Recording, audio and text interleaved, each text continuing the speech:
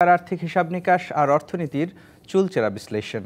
আর এই বিশ্লেষণ নিয়েই ডিবিসি নিউজের সাপ্তাহিক আয়োজন অর্থনীতির সংলাপ। প্রতি শনিবার রাত 10টায় আমরা হাজির হই এই সংলাপে। আর আজ আপনাদের সঙ্গে আছি আমি মোস্তফা মাহবুব। অর্থনীতির সংলাপের আজকের বিষয়, রাজনীতির ডামাডোলে অর্থনীতি কি গুরুত্ব হারাচ্ছে? এই বিষয় নিয়ে আলোচনায় আজ আমাদের সঙ্গে স্টুডিওতে আছেন ট্রাস্ট ব্যাংক পিএলসির সাবেক ব্যবস্থাপনা পরিচালক ও প্রধান নির্বাহী ফারুক মঈনুদ্দিন, আছেন research and policy integration for development রেপিডের চেয়ারম্যান অর্থনীতিবিদ ডক্টর আব্দুর রাজ্জাক। আপনাদের দুজনকেই স্বাগত। যেমনটা আগেই বলেছি, আজকের বিষয় রাজনীতির ডামাডোলে অর্থনীতি কি গুরুত্ব হারাচ্ছে, এই বিষয় নিয়ে আলোচনা শুরু করতে চাই। জনাব ফারুক মঈনুদ্দিন, আপনাকে দিয়েই শুরু করতে চাই। আমরা দেখছি যে জুলাইয়ের যে গণ অভ্যুত্থানটি হলো, সেটি যেমন রাজনৈতিক স্বাধীনতা বা বাক স্বাধীনতার একটা আকাঙ্ক্ষা ছিল, একই সাথে আসলে অর্থনীতির যে ভঙ্গুর দশা, সেখান থেকে যে যেন ঘুরে দাঁড়ানো যায় সেই আকাঙ্ক্ষাও ছিল। এখন এই মুহূর্তে আমরা দেখছি আসলে অর্থনীতি কিছুটা চাপা পড়ে যাচ্ছে, রাজনীতি, নির্বাচন, সেটি কি বেশি গুরুত্ব পাচ্ছে কিনা? ধন্যবাদ আপনাকে। প্রথম কথা হচ্ছে যে এই কথাটি আমার এখনো ঠিক মনে হচ্ছে না যে অর্থনীতির বিষয়গুলো চাপা পড়ে যাচ্ছে, কারণ মানুষের মধ্যে যে আশা আকাঙ্ক্ষা ছিল তার মধ্যে রাজনৈতিক বিবেচনাটির চাইতে অর্থনৈতিক বিবেচনাটি বেশি ছিল আমার ধারণা মতে। কারণ কথা হচ্ছে যে আমরা বিগত বছরগুলোতে দেখেছি অর্থনীতি মারাত্মক হুমকির সম্মুখীন ছিল, ব্যাংকিং খাত প্রায় একেবারে ভেঙে পড়ার মতো উপক্রম হয়েছিল। তো সেই বিষয়গুলো কিন্তু আমার মনে হয় চাপা পড়েনি এবং নীতি নির্ধারকরাও হয়তো সেটা বলেননি। তবে রাজনৈতিক যে কথাগুলো আপনি বলছেন, এই বিবেচনাগুলো কিংবা এই আলাপ আলোচনাগুলো খুব রিসেন্ট পাস্টে গত কয়েক মাস ধরে আমরা দেখছি, কিন্তু তার কারণে অর্থনীতির বিষয়টা চাপা পড়ে যাচ্ছে এটা আমার মনে হচ্ছে না। কারণ কথা হচ্ছে যে এখন যারা রাষ্ট্র চালাচ্ছেন বর্তমান সরকার, তাদের কাছে কিন্তু এই বিষয়টা এখন প্রধান। এই যে সবচেয়ে বেশি যে জিনিসটা মানুষকে ভোগাচ্ছে, মূল্যস্ফীতি নিয়ন্ত্রণ করা, এগুলো তাদের এজেন্ডার মধ্যে আছে। এখনও পর্যন্ত মনে হচ্ছে না রাজনৈতিক এজেন্ডাটি তাদের কাছে সামনে এসে গেছে। কারণ কথা হচ্ছে যে যে আশা আকাঙ্ক্ষা নিয়ে এই জুলাই বিপ্লবটি সংগঠিত হয়েছিল, সেটিকে যদি সমুন্নত রাখতে হয় তাহলে প্রথম কথায় কিন্তু ওটাকে অর্থনীতির বিষয়টি, মূল্যস্ফীতির বিষয়টিকে গুরুত্ব দিতে হবে এবং সেই বিষয়টি তাদের মাথায় আছে। তবে তারা এটাকে গুরুত্ব দিয়ে তার সমাধানগুলো করতে পারছেন কিনা সেটি আমরা আলোচনা বুঝতেই পারবো, কিন্তু এটা চাপা পড়েছে বলে আমার মনে হচ্ছে না। কারণ বিভিন্ন পদক্ষেপ দেখা যাচ্ছে, সফল হোক কিংবা সফল না হোক, কিন্তু পদক্ষেপগুলো কিছু আছে। আমরা সেন্ট্রাল ব্যাংকের পদক্ষেপগুলো দেখতে পাচ্ছি, ব্যাংকিং খাতে যেসব ব্যাপারগুলো কিছু সংস্কারের মতো ব্যাপার হয়েছে সেই ব্যাপারগুলো দেখতে পাচ্ছি।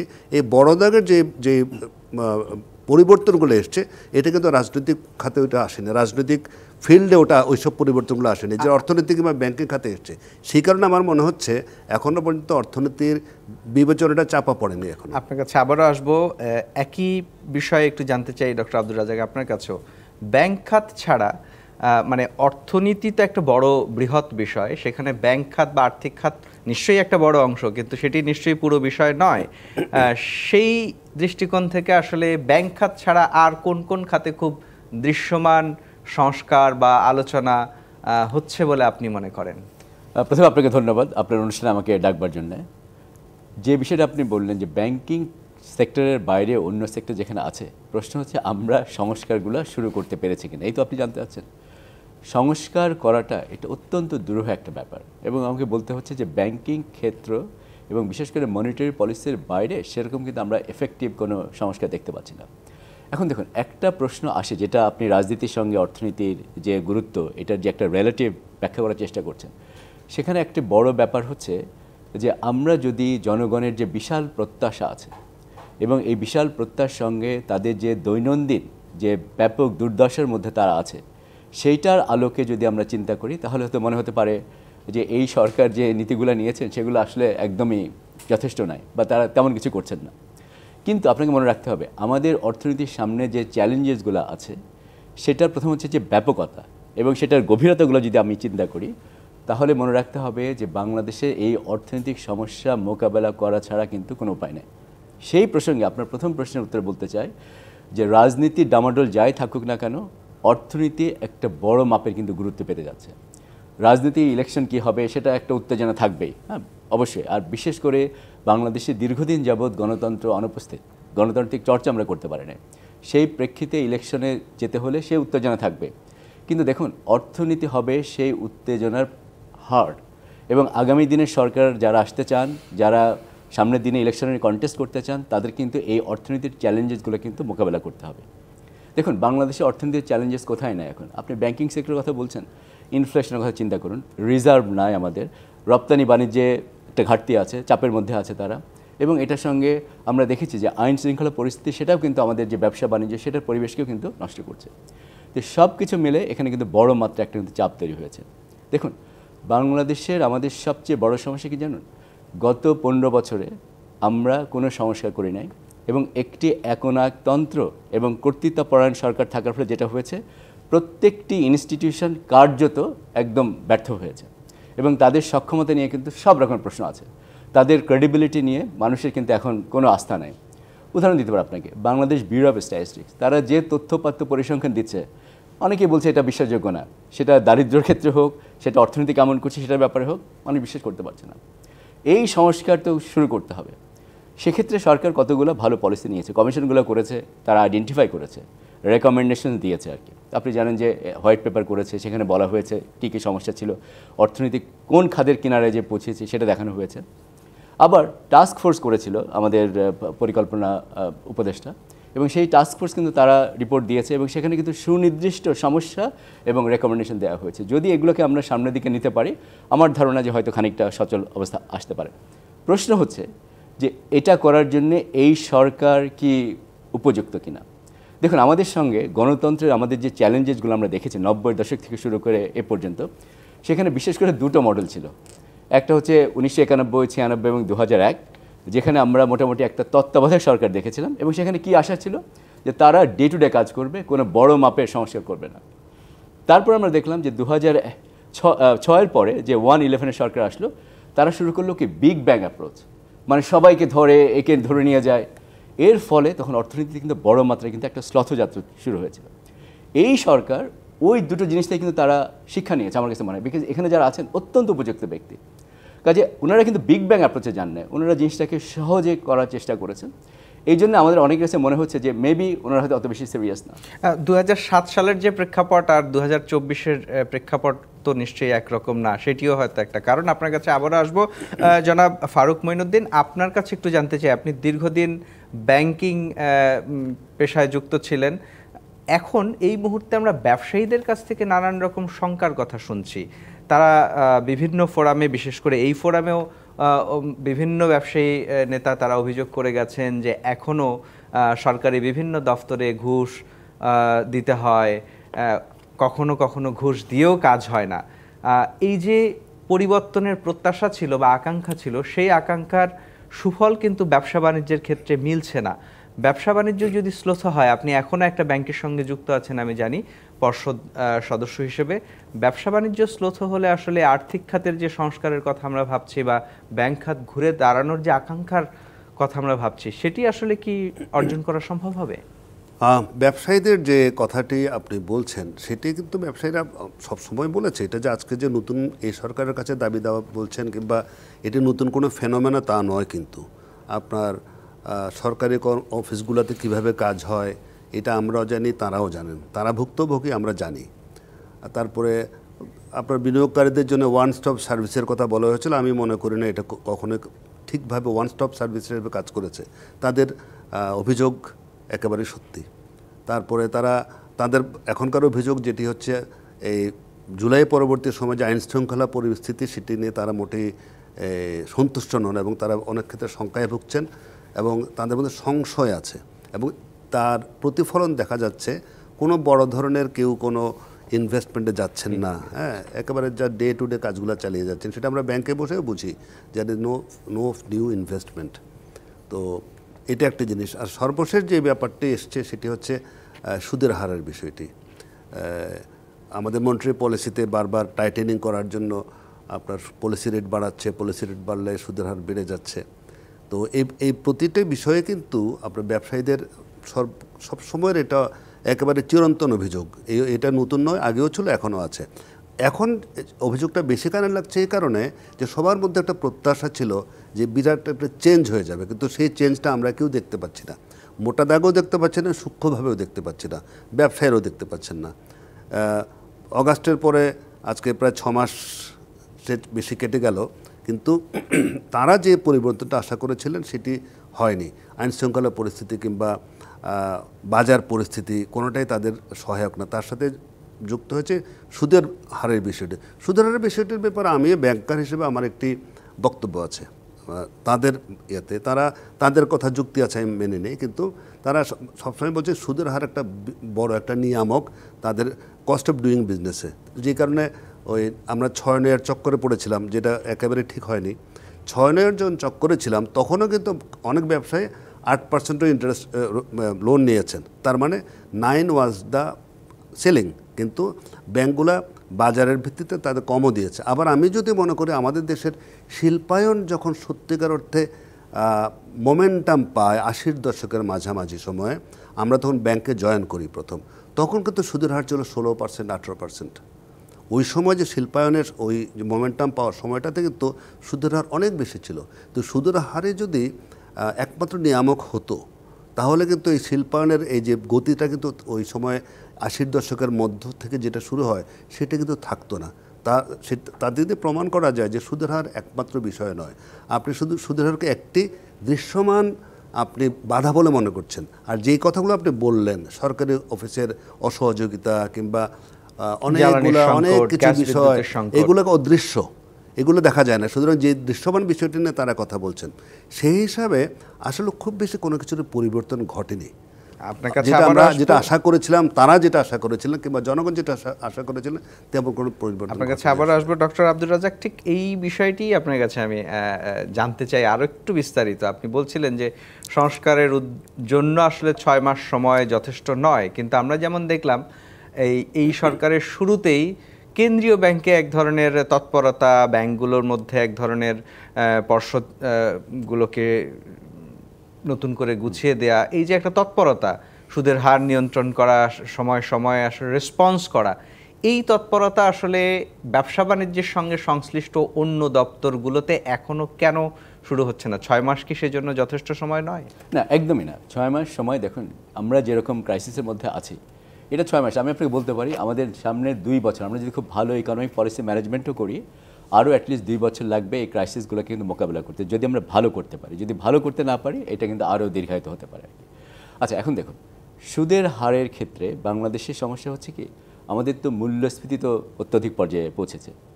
আমরা কোনো সময় বাংলাদেশের ইতিহাসে এরকম একটা পর্যায়ে ছিলাম না যেখানে মূল্যস্ফীতিটা 2 বছরের অধিক সময় ধরে এই 10-11 ভাগে ঘোরাফেরা করেছে।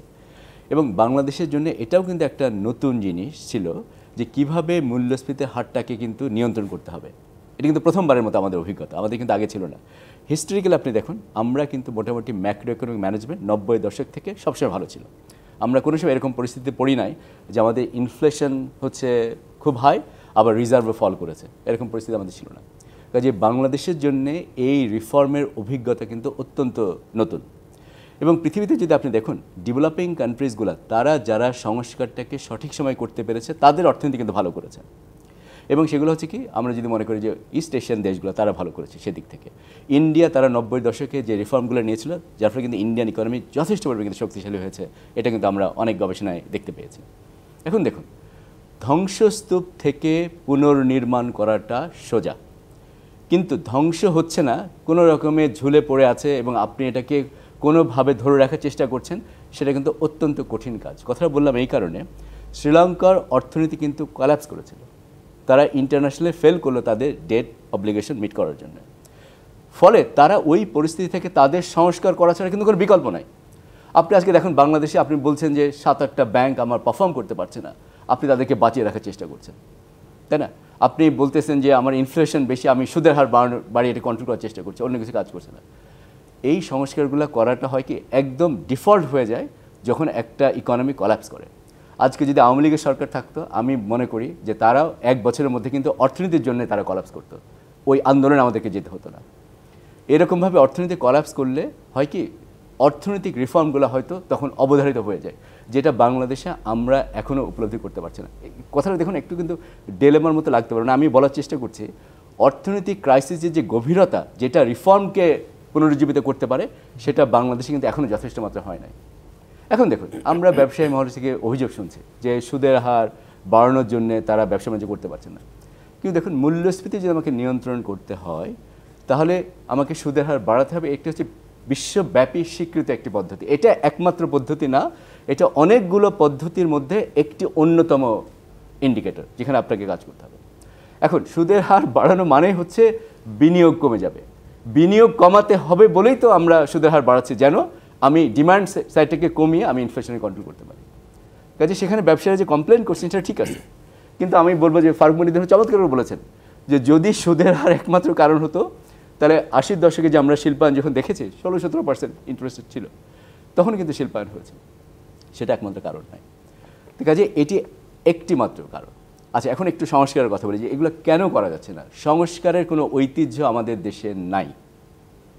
কাজেই আপনি যদি মনে করেন 6 মাসের মধ্যে এই সরকার সংস্কার করতে পারতো, সেটা হবে না। সংস্কার করা হচ্ছে একটি অত্যন্ত অজনপ্রিয় কাজ। বিশ্বব্যাপী যেসব জায়গায় গণতন্ত্র আছে সেসব দেশের সংস্কার করার উপযুক্ত সময় হচ্ছে ইলেকশনে একটি সরকার নির্বাচিত হয়ে আসার প্রথম 2 থেকে 3 বছর, তারপর আপনি আর সংস্কার করতে পারবেন না।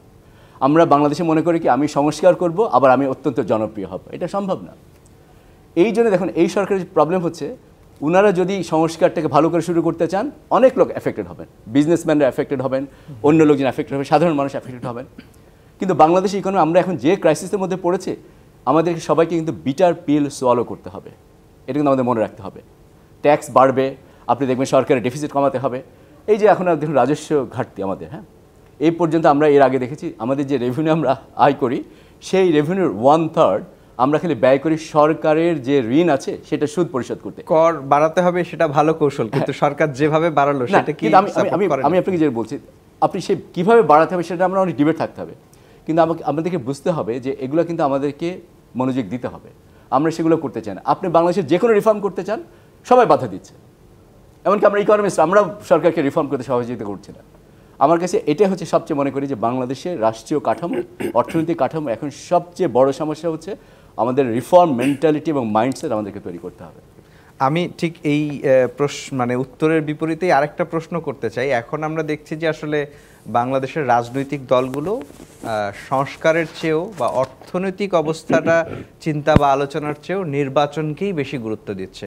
আমি আপনার কাছে জানতে চাই এই অর্থনীতির এই অবস্থা রেখে বলা চলে একেবারে ভঙ্গুর অবস্থার মধ্যে অর্থনীতিকে রেখে একটি নির্বাচন দিয়ে যে সরকারি ক্ষমতায় আসুক না কেন সে কি আসলে পারবে এই অর্থনৈতিক অবস্থা সামলে আসলে দেশ চালানোর জন্য? কারণ দিন শেষে অর্থনীতি যদি শক্তিশালী না হয় কারোর পক্ষেই তো দেশ চালানো নিশ্চয়ই অতটা সহজ হবে না।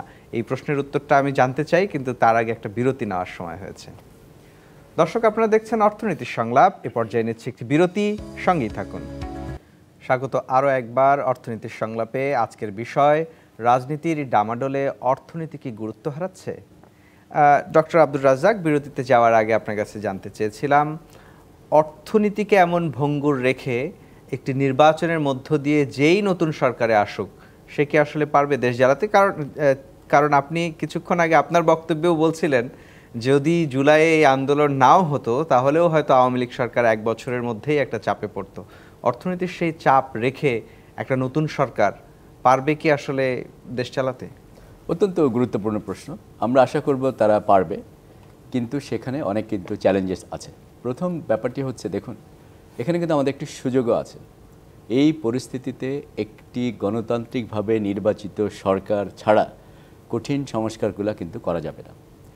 কাজে আমি বলবো যে সুযোগটা বাংলাদেশের জন্য এই জায়গাটায় আমরা যদি একটা প্রপার ইলেকশন করতে পারি, একটা কম্পারেটিভ ইলেকশন করতে পারি, এবং যেই ইলেকশনে আমাদের পলিটিক্যাল যারা কন্টেস্ট করতে চান পলিটিক্যাল পার্টিসগুলো তারা যদি এমন ম্যানিফেস্টো দেন সেখানে তারা জনপ্রিয় হতে চাইবেন না, বরং ইকোনমিটাকে অ্যাসেস করে বলা যে তারা ক্ষমতায় গেলে এই কাজগুলা করবেন এবং যেটার মাধ্যমে অর্থনীতিতে গতিশীল অবস্থা আনার চেষ্টা করবেন, সেই সিগন্যালটা দিয়ে এসে তারা যদি সংস্কারে মনোনিবেশ করেন তাহলে সেটা বাংলাদেশের জন্য মধ্যম থেকে দীর্ঘমেয়াদে কিন্তু ভালো হবে।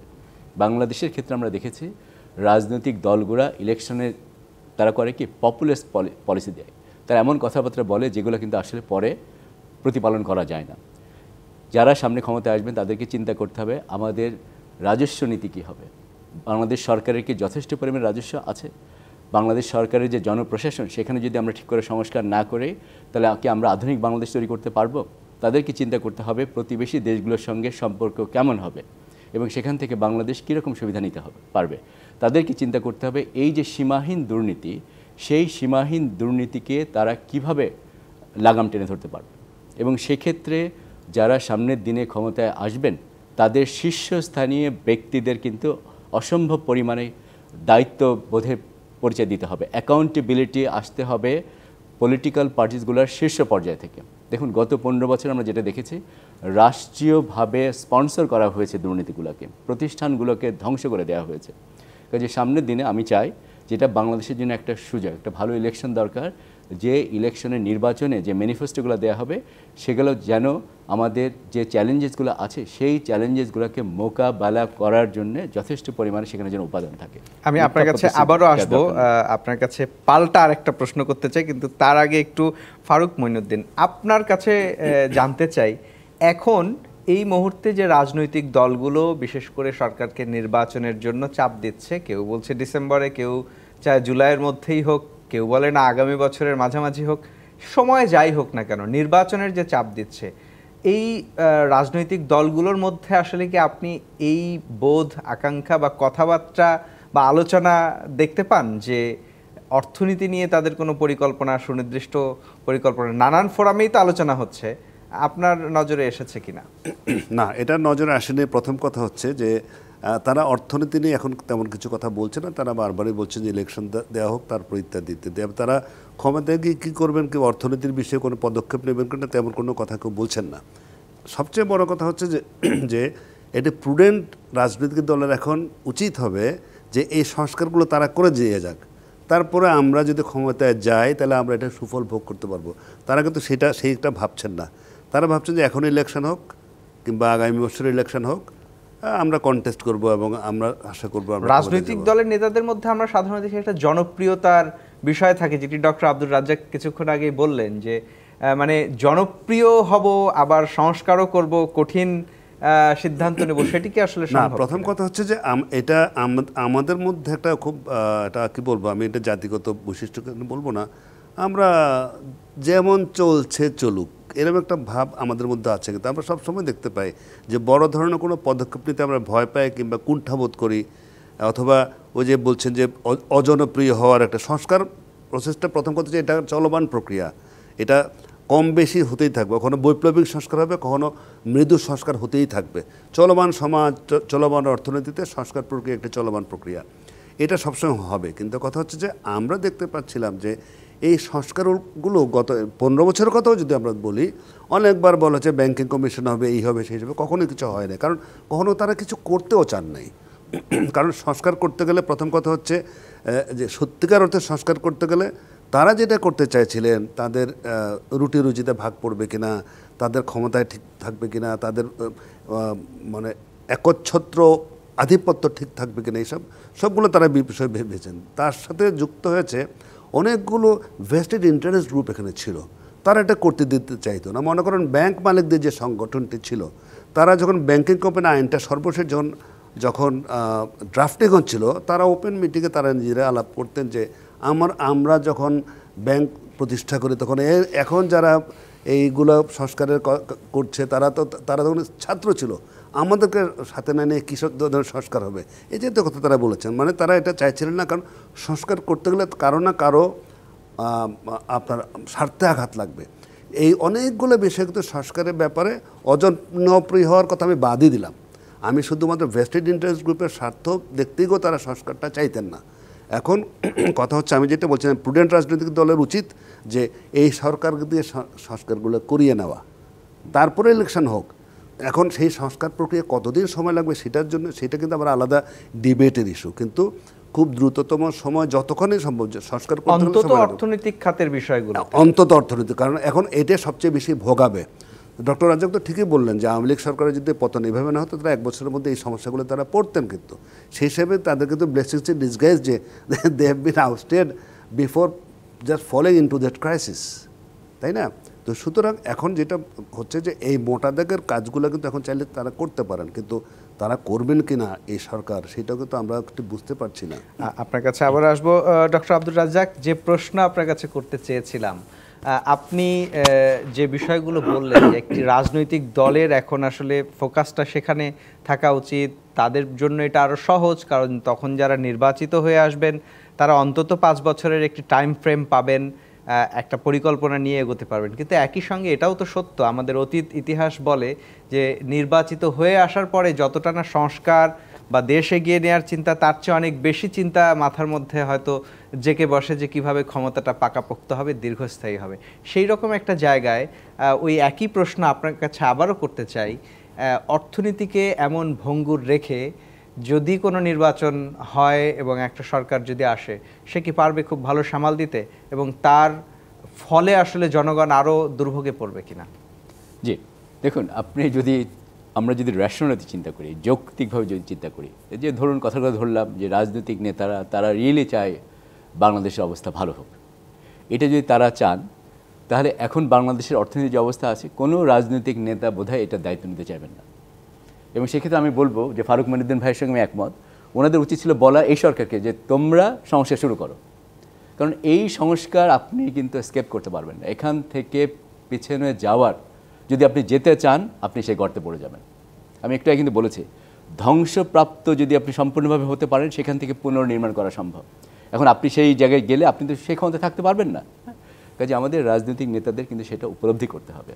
দেখুন, অনেকগুলো কিন্তু সুযোগ আছে। আমি এই সরকারকে অনুরোধ করব যে ওনারা যে হোয়াইট পেপার করেছেন সেখানে ওনারা করলেন ক্রাইসিসটাকে ওনারা আলোচনা করেছেন, এবং আমাদের যে গভীরতা, যে আমাদের যে ইকোনমিক ক্রাইসিস সেটা হোয়াইট পেপার উঠে এসেছে। টাস্ক ফোর্সের রিপোর্টে রেকমেন্ডেশন এসেছে এখান থেকে আমরা কীভাবে বাইরে যেতে পারি। আমার কাছে মনে হয় যে সামনের দিনগুলোতে রাজনৈতিক দল যারা সামনের দিনে ক্ষমতা আসতে চান তাদেরকে নিয়ে নিবিড়ভাবে এগুলো নিয়ে আলোচনা করা উচিত, যে করে আমরা একটা ঐক্যমত জায়গায় যেতে পারি কিনা, যে কিভাবে আমরা এই সংস্কারগুলো করব, এবং ওই সংস্কারগুলো করার জন্য এই প্রতিষ্ঠানগুলো যথেষ্ট কিনা। এবং আপনি দেখেন ইলেকশন কবে হবে এটা নিয়ে আমরা যে ডিবেট করছি, তো রাজনীতিক ওনারা কেন একসঙ্গে হয়ে বলতে পারছেন না যে ঠিক আছে যদি ইলেকশন ডিসেম্বরে হয় বা যদি মার্চে হয় বা জুলাইয়ে হয় আগামী বছর, সেটার আগে কোন সংস্কারগুলোকে আমরা প্রায়োরিটি দিতে পারি, এবং সেগুলো যদি আপনি এই সরকারকে দিয়ে শুরু করে দিতে পারেন, ওনারা এসে বলতে পারেন যে আমরা এগুলো নিয়ে কন্টিনিউ করবো, তাই না? তাহলে হবে কি আমরা দেখব সংস্কারগুলো করার ক্ষেত্রে একটা দীর্ঘমেয়াদী প্রতিশ্রুতিবদ্ধ আমরা একটা সরকার কিন্তু সামনের দিনগুলোতে পাবো। বাংলাদেশে রাজনৈতিক কালচারে এই সংস্কার কিন্তু ওনারা করতে পারবেন না, এবং আগামী দিনে যারাই ক্ষমতায় আসবেন তারা যদি এরকম একটা অর্থনীতি নিজেদের কাঁধে নিয়ে নেন, সেখান থেকে বের হয়ে আসাটা কিন্তু তাদের জন্য অত্যন্ত দুরূহ একটা ব্যাপার হবে। আমরা এই জিনিসটাকে যত তাড়াতাড়ি উপলব্ধি করতে পারবো আমার কাছে মনে হয় বাংলাদেশের জন্য সেটা ভালো হবে। এটাকে যদি আমরা ফেলে রাখি এটা আমাদের জন্য নির্ঘাত আমাদের এই বিপদগুলোকে আরও বড় করতে যাচ্ছে। নিশ্চয়ই আপনার কাছে আবার আসবো। জনাব ফারুক মঈনুদ্দিন, আপনার কাছে জানতে চাই আসলে সব কিছুর পেছনেই তো অর্থনীতি, এবং এই যে এত সংকট এত সংগ্রাম সব কিছুর আকাঙ্ক্ষা আসলে জন আকাঙ্ক্ষা ছিল একটা অর্থনৈতিক মুক্তি বা একটা স্বস্তির জায়গা। দীর্ঘদিন থেকেই ইনফ্লেশনের যে চাপ ছিল, মানুষের আয় কমে গেছে, কর্মসংস্থানের একটা সংকট তৈরি হচ্ছে, সেই রকম একটা জায়গা থেকে আসলে যদি মানে এই সমস্ত বিষয়ের সমাধান যদি এই সরকার করে যেতে না পারে, অন্তর্বর্তী সরকারই বলি বা দায়িত্বশীল এখন যারা আছেন, তার মধ্যে থেকে আবার সেই গতানুগতিক রাজনীতির মধ্যে গিয়ে অর্থনীতি আবার একটা দুষ্টচক্রে পড়ে যাওয়ার শঙ্কা আছে কিনা, আপনার কাছে এই প্রশ্নের উত্তর জানতে চাই, কিন্তু তার আগে একটা বিরতি নিতে হবে। দর্শক, আপনারা দেখছেন অর্থনীতির সংলাপ। এ পর্যায়ে নিচ্ছে আরও একটি বিরতি, সঙ্গেই থাকুন। স্বাগত আরও একবার অর্থনীতির সংলাপে। আজকের বিষয় রাজনীতির ডামাডোলে অর্থনীতি কি গুরুত্ব হারাচ্ছে। বিরতির আগে যেমনটা জানতে চাইছিলাম জনাব ফারুক মঈনুদ্দিন, মানে আবারও কি সেই একই দুষ্টচক্রে আমরা ঢুকে যাচ্ছি কিনা?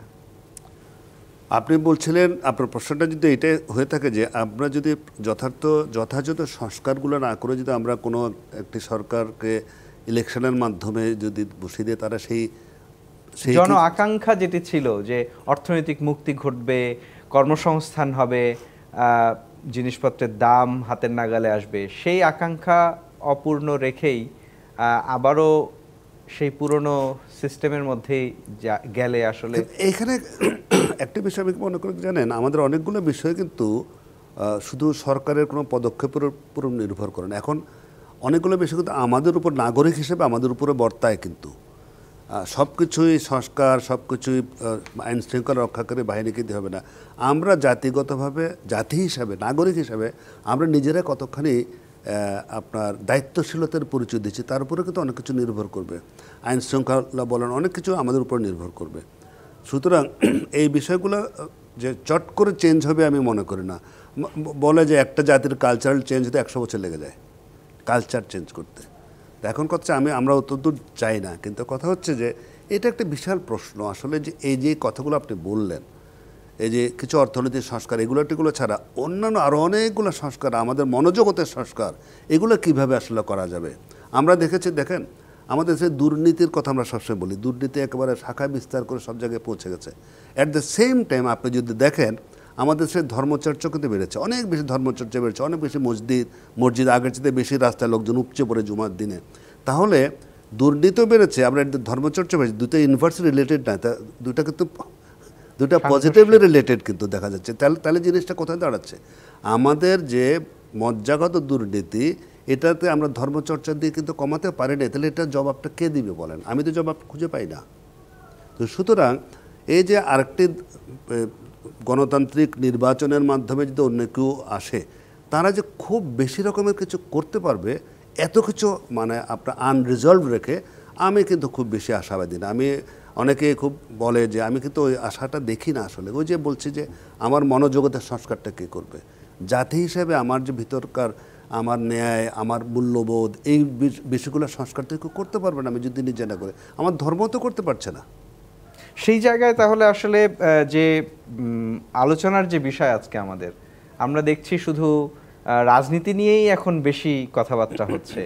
অর্থনীতি কি তাহলে কিছুটা শ্লথ বা কিছুটা আড়ালেই থেকে গেল কিনা? আমি মনে করছি যে এই সাধারণ মানুষের কি আরো অর্থনীতি নিয়ে সচেতন হওয়া উচিত? এই মুহূর্তে অর্থনীতির বিষয়টাকে সবচেয়ে বেশি গুরুত্ব দেওয়া উচিত, কারণ রাজনীতির মতোই চলবে।